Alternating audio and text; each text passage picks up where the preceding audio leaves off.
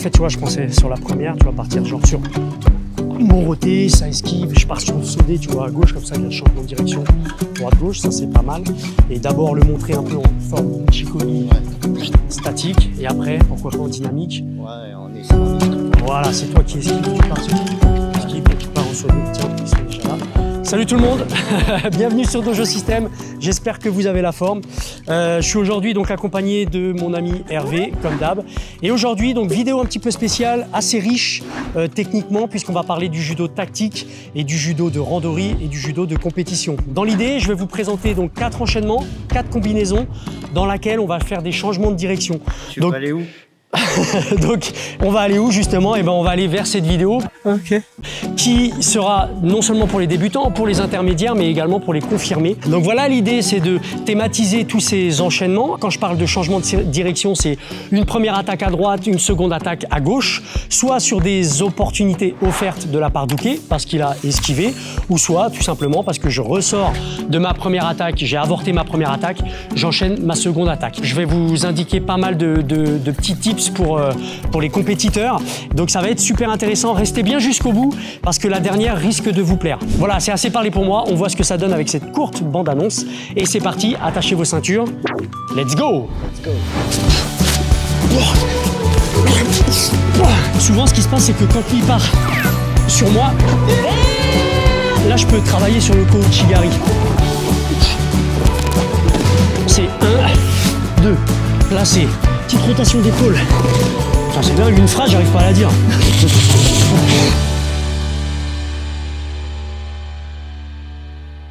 Alors je fais une courte aparté tout simplement pour vous parler du sponsor de cette vidéo et c'est la société Bob & Brad qui m'a contacté donc simplement pour tester leur pistolet de massage qui fait fureur sur Amazon. Je vous avoue que j'avais hâte de tester ce pistolet tout simplement parce que c'est un pistolet en version mini, voilà, comme ceci, vous avez vu, il est pas bien grand, il tient dans le sac de judo et donc j'avais hâte de tester ça, notamment en termes de puissance. Et bien écoutez, je suis agréablement surpris, moi ça fait 2 semaines que je l'utilise, que ce soit avant les cours de judo ou après les cours, que ce soit pour de la récupération musculaire ou pour de la préparation musculaire, et ben c'est ultra efficace. Pour ce qui est des caractéristiques et des points forts, ben déjà c'est son prix, hein, en dessous de 100 €, c'est sa taille également, tout petit, vous pouvez l'emmener partout, dans le sac de judo, quand vous partez en voyage, en compétition, etc. Et puis également sa puissance, tout simplement parce que pour un petit truc comme ça, il est extrêmement puissant. En tout cas, c'est largement nécessaire pour de la récupération musculaire.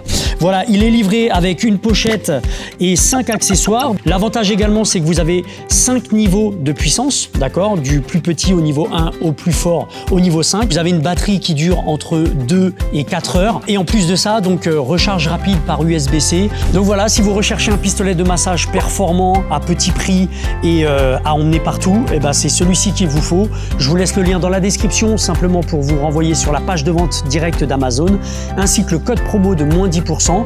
Et puis en quelques jours, il est livré chez vous et c'est le top du top. Moi, en tout cas, au club, tout le monde est ravi, donc ça fait plaisir. Voilà, merci à la société Bob & Brad et je vous retrouve tout de suite pour ce premier enchaînement. C'est parti.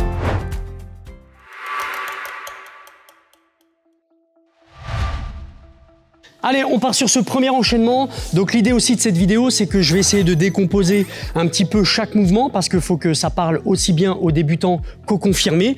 Et donc là, pour cette premier enchaînement, je vais partir sur un Morote Sonage à droite et on va rebondir tout de suite sur un Sode Tsurikomi Goshi à gauche cette fois-ci. Vous allez voir, c'est un enchaînement très intéressant et qui peut être vite appliqué en randori. Alors là, je pars du principe que mon partenaire est droitier et que je suis droitier, donc je suis en droitier-droitier, d'accord? On verra dans cette vidéo d'autres combinaisons avec un partenaire, pourquoi pas, qui est gaucher. Mais là, en droitier-droitier ou gaucher-gaucher, c'est la même chose. Je vais partir avec une amorce sur mon Morote à droite. Donc Morote, je pense que vous l'avez tous travaillé au club. Je rappelle simplement ici que c'est un déséquilibre vers l'avant puisque c'est un mouvement avant. Donc je vais venir ramener le partenaire à moi. Pour faciliter mon Morote, j'évite de prendre trop haut et je prends plutôt au niveau du cœur parce que ça va me permettre de pivoter au niveau du coude et du poignet un petit peu plus facilement et je relâche surtout mes 2 premiers doigts. Voilà, une fois que ça c'est dit, je vais partir donc sur une première attaque sur mon Morote, ça marche. Morote, pensez à descendre sous son centre de gravité.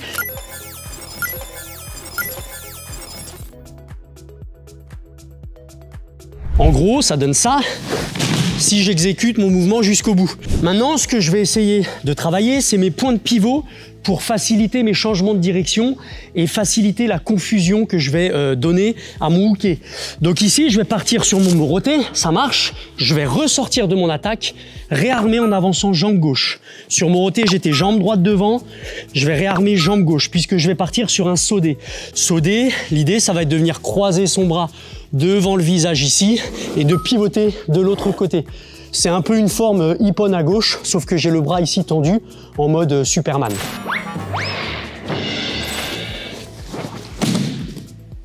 Et ici que je lâche la manche, mais que je maintienne le revers. Attention, pour hooker, c'est bien une chute à gauche qui doit exécuter. Moroté, je ressors, saudé à gauche.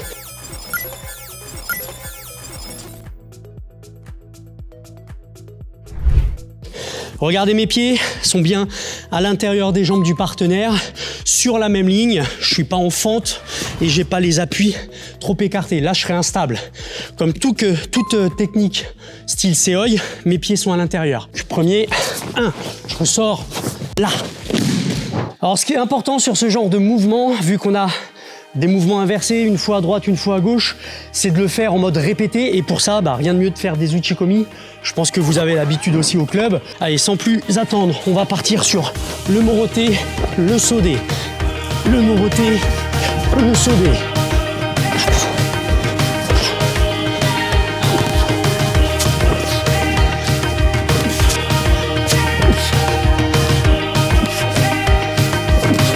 Ce qui est important sur cet exercice d'Uchikomi, c'est d'avoir un hooké disponible. Et donc un hooké disponible, c'est un hooké relâché. Ça me permet de bien travailler, de bien positionner mes techniques. Donc verrouillez pas, je parle au hooké, ne verrouillez pas sur les revers. Vous pouvez pourquoi pas prendre sur les avant-bras pour permettre à Tori de travailler en relâché, tout simplement. Donc maintenant qu'on a bien fait nos uchikomi, on va voir comment on va pouvoir l'intégrer sur nos randori, ce mouvement-là. Et vous avez vu que sur les uchikomi, à chaque fois, je faisais l'effort de rentrer, de ressortir et de re-rentrer de l'autre côté. Je faisais l'effort, pourquoi? Parce que en mode randori, en mode compétition, c'est ce qu'il va falloir faire avec un mouvement un peu plus minime, mais c'est ce qu'il va falloir faire pour pouvoir surprendre l'adversaire. Donc là, je vais demander à Hervé d'esquiver ma première attaque, qui est le moroté. Donc je pars sur mon moroté, ici, hop, esquive de sa part. Regardez, je reprends ma distance avec les bras. Je reprends ma distance pour réarmer et re-rentrer sur le saudé à gauche. Ici, hop, je fais lâcher la main du revers. Je pars sur moroté, il esquive. Rotation, esquive de la part d'hooké. Et je pars sur le saudé à gauche. 1, 2, 3, saudé.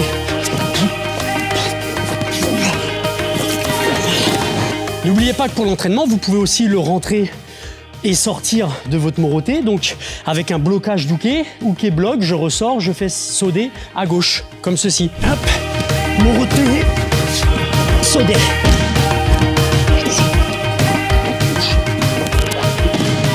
Allez, on passe un petit peu aux erreurs. Donc là, sur ce qui va être important sur cet enchaînement, c'est de faire réagir hooké, d'accord? Alors pour faire réagir hooké, il va falloir que ma première amorce, ma première attaque soit constructive. Et donc si vous faites un moroté avec les épaules un petit peu trop sur l'arrière, lui il va pas se sentir en danger. Ce qu'il va faire, c'est qu'il va simplement bloquer. Il va pas vouloir vous repousser sur l'avant. Moi, je veux qu'il me repousse sur l'avant pour repartir sur un deuxième mouvement vers l'avant. Certes, à gauche, mais je vais repartir quand même sur un mouvement avant. Donc il faut que je le mette en danger sur mon moroté. Ok? Donc quand je suis ici, bam, je ramène le partenaire là-bas, lui il se sent en danger. Il va vouloir soit esquiver, soit me repousser, d'accord? Et je me sers de cette action d'hooké vers l'avant pour amorcer mon saudé à gauche. Sur le saudé à gauche, les erreurs qu'on retrouve souvent, c'est le bras. On se dit souvent, putain, j'ai pas de puissance sur le bras quand je fais mon saudé. Ici, je me retrouve bloqué. Alors ça, je vais vous expliquer pourquoi. C'est tout simplement parce que, physiologiquement parlant, si vous avez votre main qui est en retrait par rapport à votre épaule, là, j'ai aucune puissance pour le tracter. C'est pas possible. Donc, faites attention sur, j'allais dire, faisez attention sur le saudé. T'es un comique, toi, tu regardes les Simpsons le soir? Non, faites attention sur le saudé, d'avoir toujours le bras, la main en avance de votre épaule. C'est un peu le même principe que Tai Otoshi. Tai Otoshi, si j'ai ma main qui est en avant de l'épaule, là je suis puissant. Ok, je peux le pousser. Par contre, si j'ai ma main qui est en retrait de mon épaule, là j'ai plus de puissance dans le bras et pour le pousser c'est impossible. Et je vais moi-même du coup me mettre en déséquilibre arrière. Donc sur le saut-D c'est pareil. Là j'amène le bras devant. Et pour faciliter ça, je vous redonne un autre petit conseil. Venez directement caler votre coude pour mettre de la puissance. Coude, épaule. Vous mettez de la puissance dans le mouvement. Coude, épaule. Là. Là. Ok? Étant donné que le mouvement Sode Tsurikomi Goshi, on entend Goshi, Goshi ça veut dire hanche, donc c'est bien un mouvement de hanche. Si vous restez trop droit, sans sortie de hanche, forme au Goshi, ça marchera pas. Lui il va contourner votre mouvement, il va repasser devant. Donc pensez les amis, quand vous êtes là, hop, un petit décalage de hanche, parce que ici je dois le charger avant tout sur ma hanche. Et maintenant sur le déroulé, je relâche la manche et je maintiens le contrôle au revers. Moi j'aime bien à la fin de chaque technique venir contrôler aussi avec le genou ici pour m'installer, si je dois enchaîner au sol, pivoter, etc.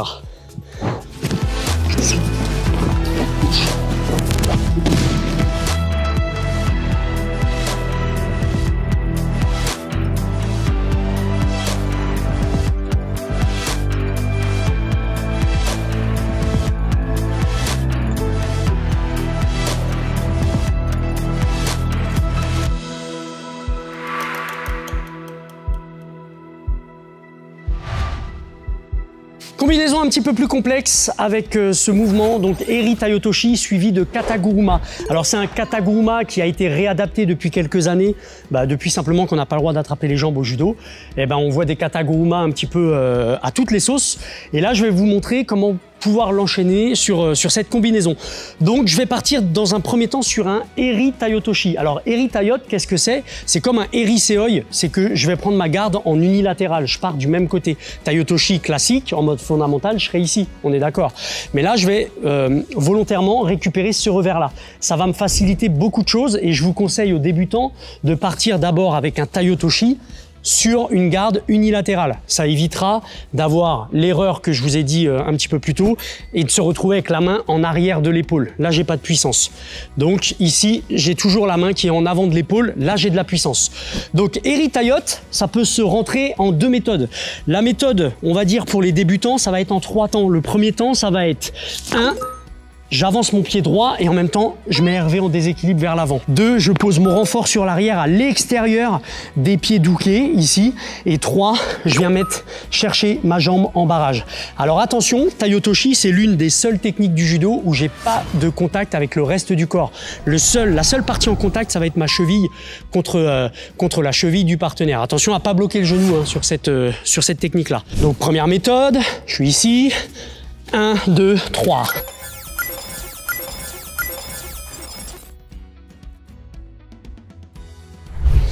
1, 2, 3. 1, 2, 3. Ça marche. 1, 2, 3. En 3 temps, je suis placé. Moi, je vous montre la deuxième méthode, un petit peu plus complexe, un peu plus évoluée, plus mode compétition. C'est que je vais venir poser directement mon appui gauche, voilà, à l'extérieur de ses pieds à lui. Alors attention, je ne vais pas chercher trop loin parce que là, je risque le balayage. Mais je vais poser mon appui ici, devant ces orteils-là. Et l'idée ici, ça va être un point de pivot. Donc mon point de pivot, je le fixe dans le sol et je vais pivoter pour aller chercher mon Tai Otoshi directement en 2 temps. Sans les bras d'abord, ça va donner 1, 2. En 2 temps, je suis placé. 1, 2, je suis placé. Je suis vigilant quand je pose mon premier pied ici, d'avoir les orteils dans mon sens de rotation. Ça, c'est pour éviter les blessures du genou. Si je commence à poser mon appui avec mon genou vers l'extérieur là, quand je vais pivoter par là, clac, je vais me faire un genou. C'est pas l'idéal. Donc d'ici, ce qui est important, c'est 1, 2, placé. 1, 2, placé.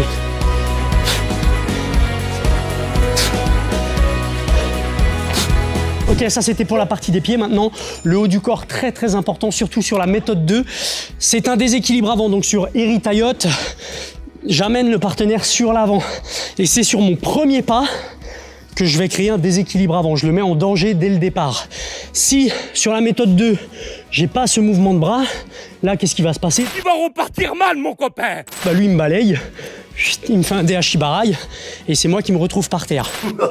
Logique. Si je veux éviter ça, c'est simple, je le mets en danger, je le mets en déséquilibre. Là, là, là. On a notre première attaque, maintenant la seconde attaque. Alors je vais le faire en entrée-sortie, hein, d'accord? Donc je vais rentrer mon Eri Tayote dans un premier temps. Donc méthode 2, hop, je passe mon Eri Tayotoshi ici. Il me repousse, je dois ressortir. Et là, on va passer sur le Kataguruma. Pour le Kataguruma, je fais attention d'avoir son bras. Tout à l'heure, le bras passait au-dessus de mon propre bras sur Sodé. Là, je vais le passer en dessous. Ok, c'est la petite subtilité. Je le passe en dessous et en même temps, je vais engager ma tête en passant en dessous. Là.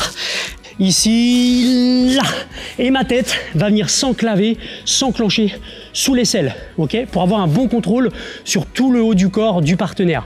J'ai toujours la main gauche donc à la manche, la main droite au revers. Il est où?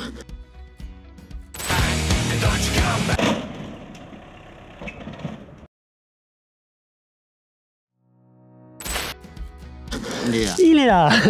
J'ai toujours la main gauche au revers. Et là, ce que je vais faire, c'est que je vais poser mon genou extérieur au sol. Ça marche?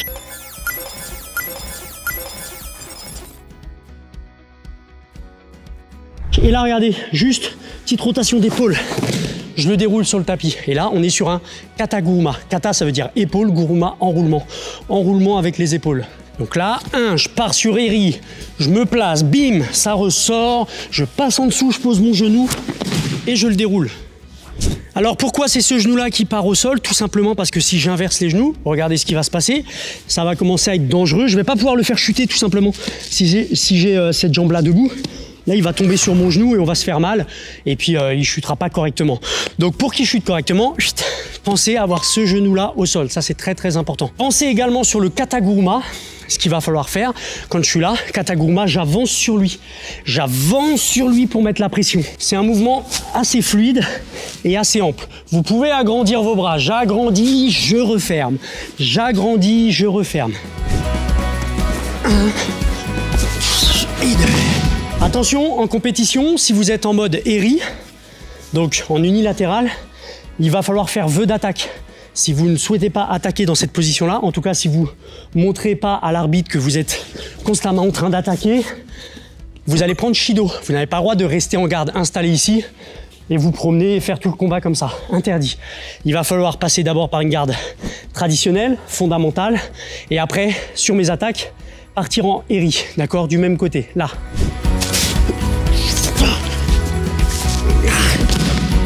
Donc une version où là c'est donc Uke qui va me donner l'opportunité de partir sur le Kataguruma. Simplement parce qu'il va esquiver mon Eri Tayote. Donc je suis là, ok, je pars sur Eri Tayote, esquive.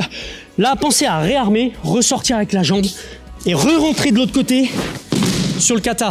Au-delà d'être un joli mouvement, c'est un mouvement très efficace le Kataguruma.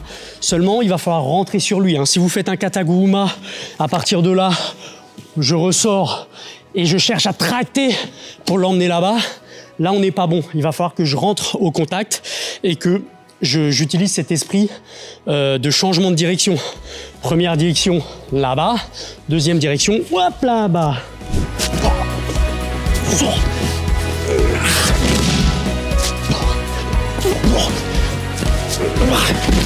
Allez, petite astuce pour les compétiteurs, vous pouvez également changer de direction.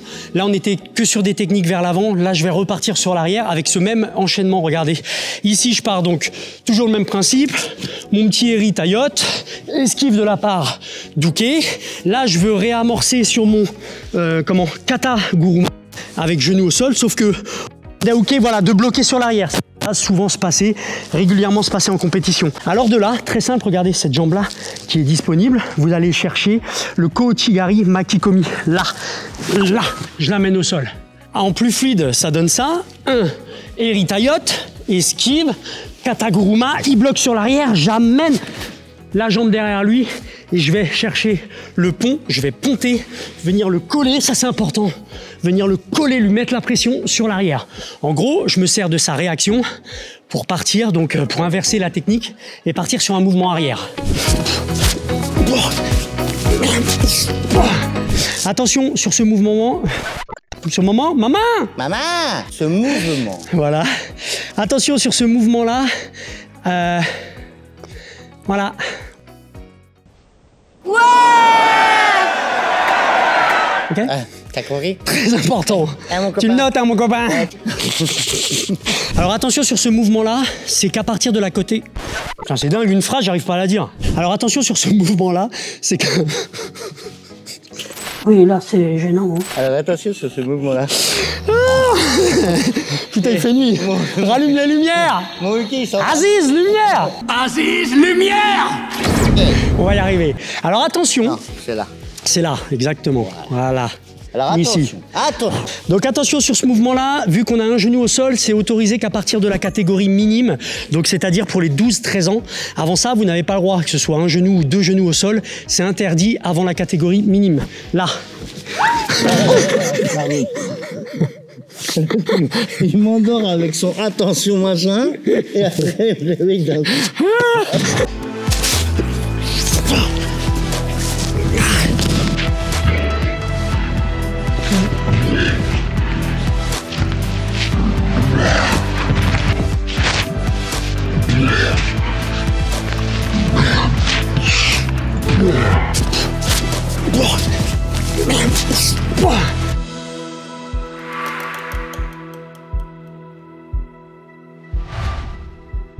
Allez, on change un peu, on va faire une première attaque à gauche avec un Isaguruma pour les plus souples, voire un Sasae pour les moins souples.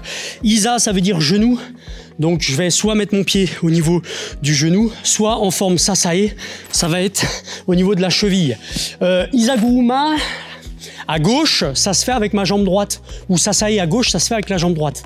En gros, ça se fait du côté où je tiens son revers. On est toujours en droitier-droitier sur ce cas de figure-là. L'idée, c'est de le faire réagir. Donc, je prends un petit peu plus haut, moi, sur le Isaguruma. J'aime bien prendre au niveau de la clavicule, ici. Et l'idée, pour moi, ça va être ici de partir en changeant de direction. Je pars d'un côté, tourner la tête de l'autre côté pour le faire réagir. Et vous avez vu, ça va créer un espèce d'arc de cercle, et moi c'est ça que je recherche. J'essaie de le déstabiliser. Allez, 1, 2. Je l'ai remis à distance volontairement. Maintenant, je vais enchaîner sur un mouvement d'épaule. Donc, remouvement d'épaule vers l'avant. J'étais à gauche en premier lieu. Là, je vais partir à droite. J'ai créé cette ouverture-là.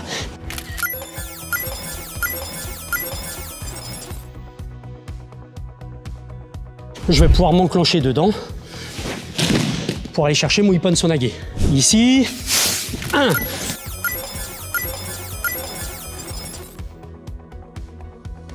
Ici, 1. J'ouvre, je passe sur Ippon. 1, 2, 3. Alors les petites erreurs là-dessus, c'est toujours le même esprit, c'est que ma première attaque, ça doit être une attaque forte. Si c'est pas le cas, lui, il n'a pas de raison de réagir ou de me suivre.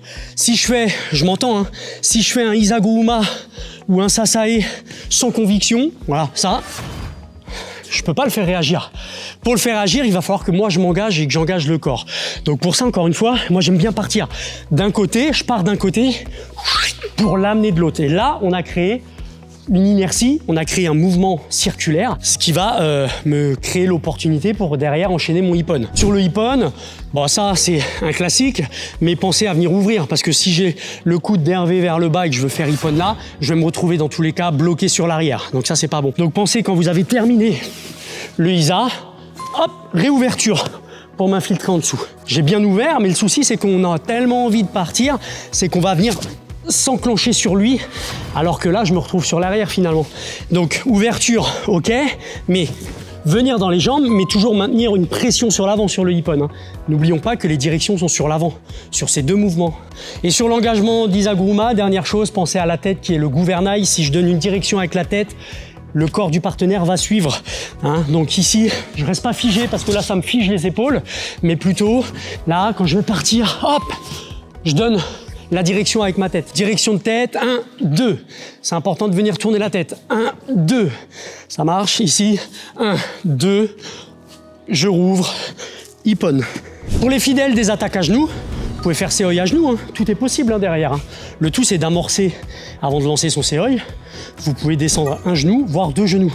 Attention, c'est à partir de la catégorie minime, c'est-à-dire 12-13 ans. Avant 12-13 ans, les attaques à genoux sont interdites.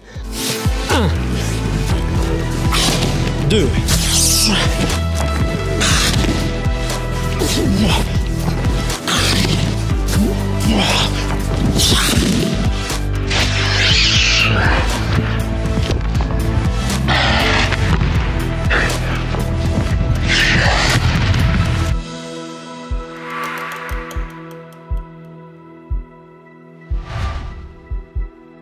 Allez, là on va faire réagir avec un premier mouvement de jambe, Kouchigari, ok? Kouchigari, petit fauchage intérieur, Ko c'est petit, Uchi intérieur, Gari fauchage.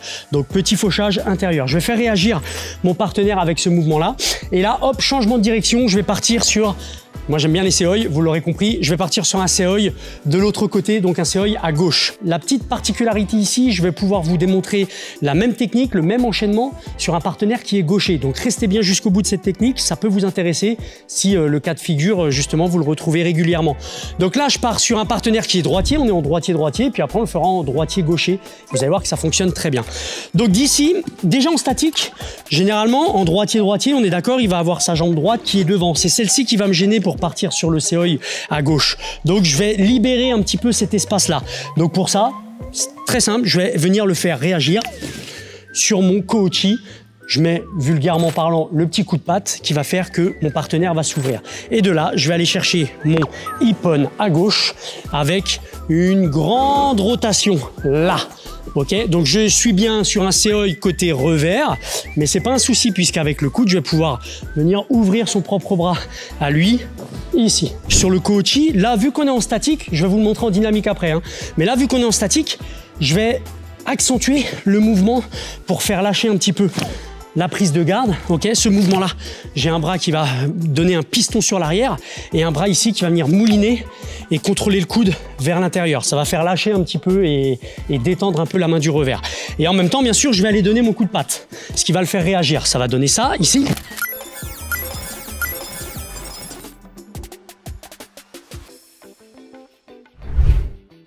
Là, voilà, j'ai fait lâcher le revers.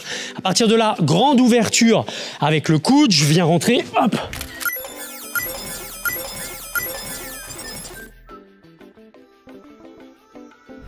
Mon seoi de ce côté-là, avec un bon verrou. On connaît les principes de ippon, c'est la même chose ici à gauche. Je descends bien sous mon centre de gravité pour le dérouler sur le sol. Ici, je fais réagir, je fais décrocher, ippon. Allez, on est en droitier-droitier. 1, je fais réagir. 2, je pars sur l'avant. Alors avant de passer au déplacement, on va changer de garde. Donc Hervé va prendre sa garde de gaucher. Moi, je vais prendre ma garde de droitier. Volontairement, j'ai passé ma main au-dessus ici, simplement pour insister sur un point.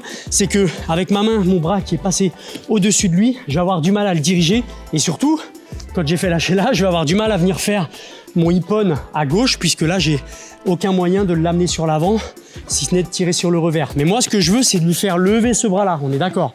Donc, je vous conseille, quand vous êtes en droitier-gaucher, de passer la main qui est au revers, en dessous, ici. Là, je vais avoir un meilleur contrôle. Lui, il va pas être trop à l'aise, donc généralement, ce qui va se passer, ça va être une bataille de kumikata. Il va vouloir repasser en dessous. C'est normal. Ici, il va vouloir repasser en dessous. D'accord?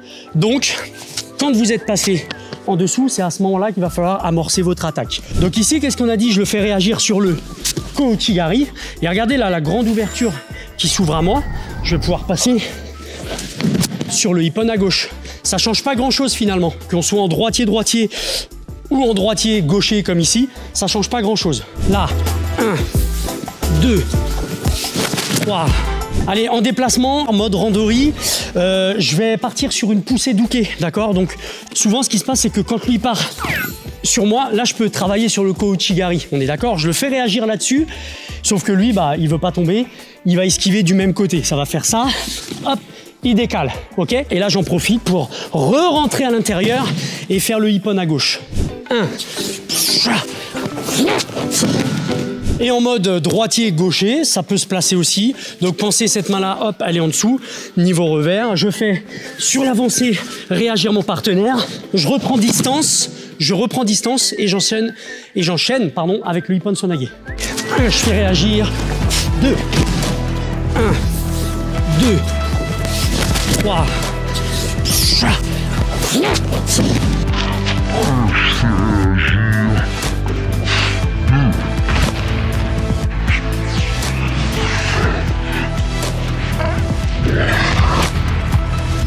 Voilà, merci à tous, c'est la fin de cette vidéo, donc j'espère que ces 4 combinaisons vous ont plu. N'hésitez pas à vous entraîner au dojo, pensez à faire vos uchikomi, ça c'est très important, uchikomi sur les combinaisons qu'on a vues.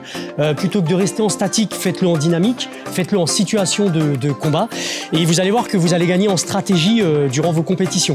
Voilà, juste avant de vous quitter, je vous rappelle simplement, hop, le petit lien Bob & Brad pour avoir moins 10% sur ce pistolet massant. Je vous avoue encore une fois qu'il est très très efficace, et on l'utilise encore samedi dernier au club, on l'a utilisé, on se l'est fait tourner dans les vestiaires.